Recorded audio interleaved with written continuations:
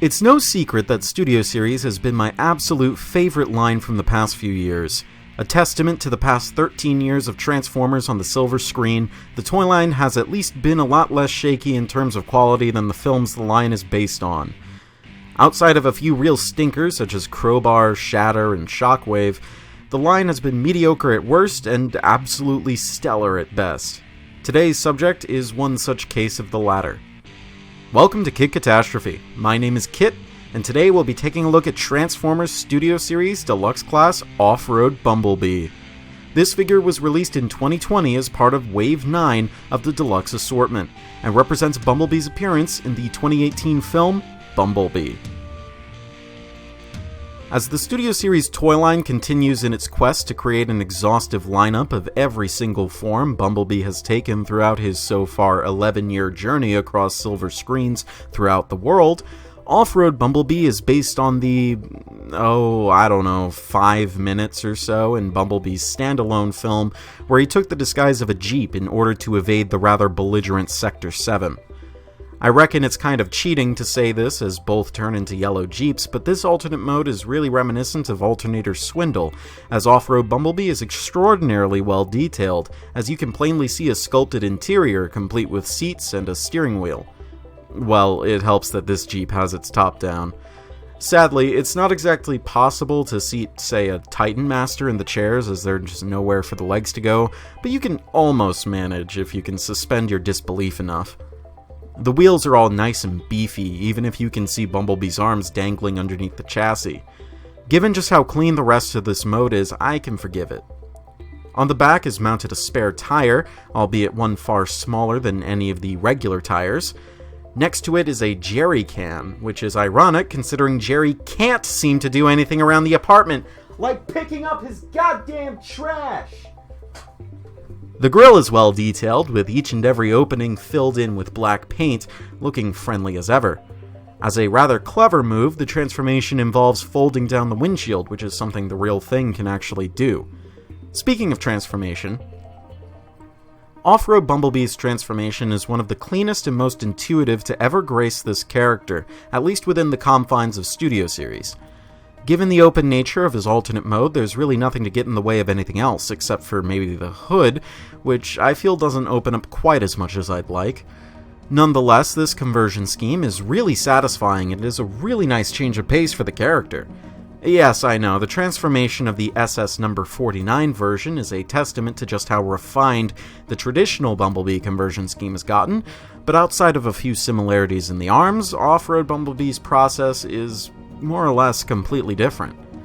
Much like the film Bumblebee itself, this scheme is extremely refreshing. This may come as a surprise to some, but Off-Road Bumblebee might just be one of my favorite designs that the character has ever taken, in just terms of looks alone. Perhaps it's just the fatigue I have of seeing Bumblebee turn into Camaro after Camaro after Camaro for over 10 years now, setting in and making me wish for any semblance of change, but I feel that a Jeep really fits Bumblebee. After all, he was a scout and courier in Generation 1, so what better alternate mode could he have than something specifically made for that purpose?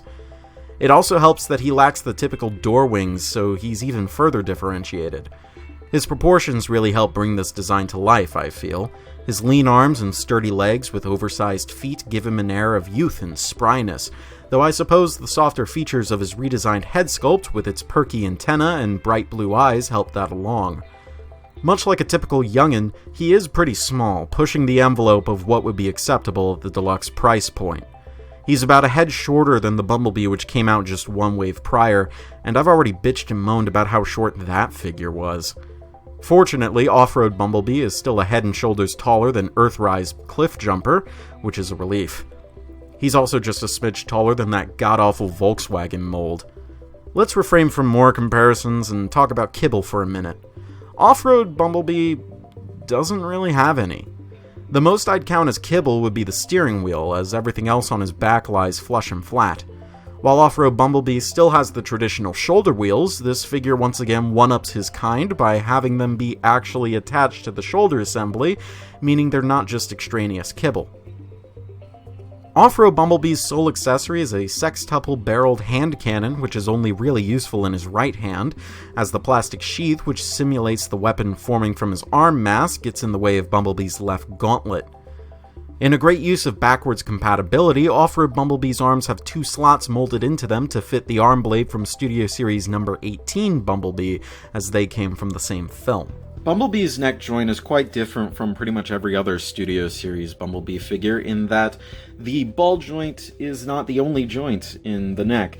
He does have a ball joint that allows him to swivel 360 degrees, but for up and down rotation, he has a hinge at the back of the head that allows for a great range in looking upwards, so he can partake in flying poses, which is kind of ironic considering he's one of the only Bumblebees in this line that doesn't have wings.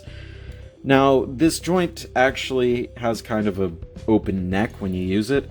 I haven't tested any figures yet to see if, say, this Bumblebee's head could fit onto Off-Road Bumblebee's ball joint, or vice versa, so I can't exactly tell you that. But it does leave open some possibilities. Speaking of ball joints, the shoulders are ball jointed and they can go all the way up until they bang into the wheels, and they can't really go backwards either because of said wheels on his shoulders. They can go outwards all the way, which is pretty nice. The biceps swivel 360 degrees, and the elbows bend just over 90 degrees, which is A-OK in my book.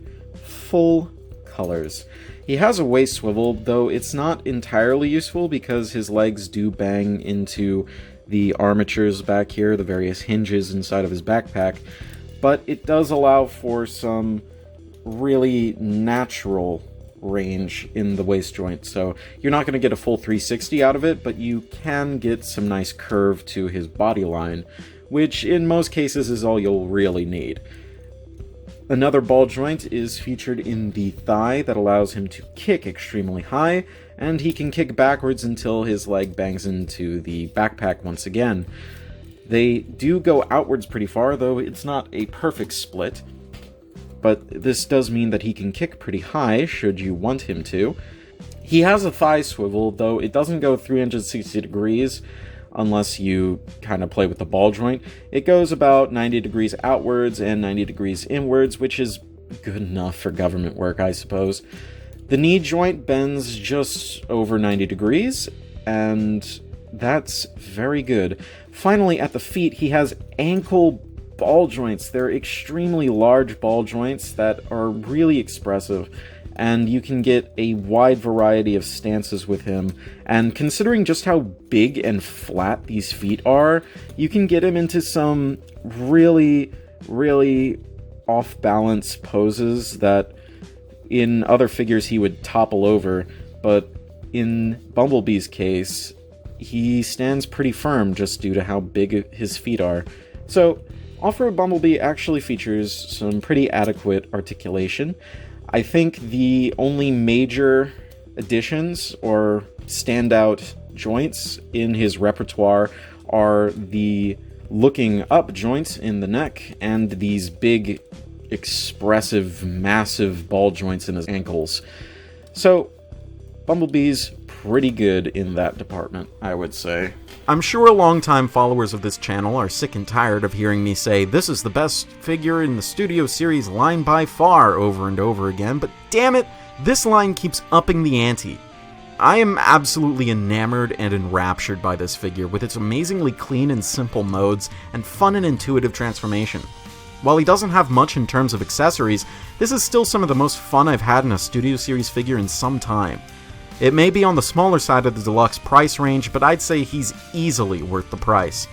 Off-Road Bumblebee is simply galactic.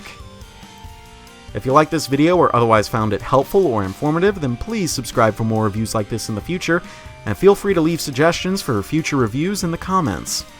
When we return, I'll be taking a look at the figure I was most excited for in this particular wave, and naturally the one which disappointed me the most. This has been Katastrophe. Transform and roll out.